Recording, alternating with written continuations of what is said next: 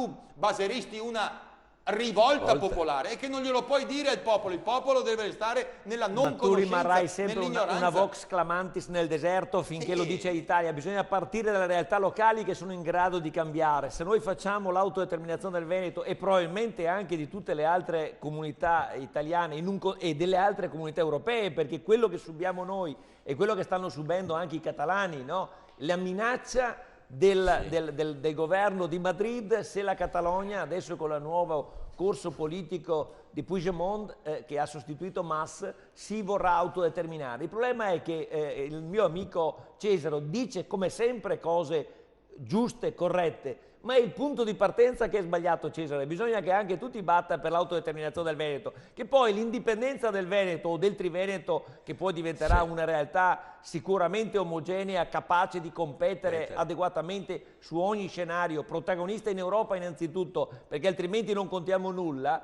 è una battaglia che dovrebbe far propria ogni comunità europea, perché i nemici sono non solo l'Italia per i veneti o per i friulani, ma è l'Europa stessa, questa Europa di burocrazia, di diplomazia che non ha nulla di democratico. E qua purtroppo devo dare ragione a Cesaro, perché la democrazia è diventata una finzione dentro la quale si covano solo interessi e non più le rappresentanze delle sovranità popolari.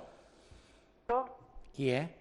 Buongiorno, signor Vitto, buongiorno. Sono Antonia da Vicenza, che già 2 anni fa ci siamo sentiti. Tanto saluto signor Cesaro e volevo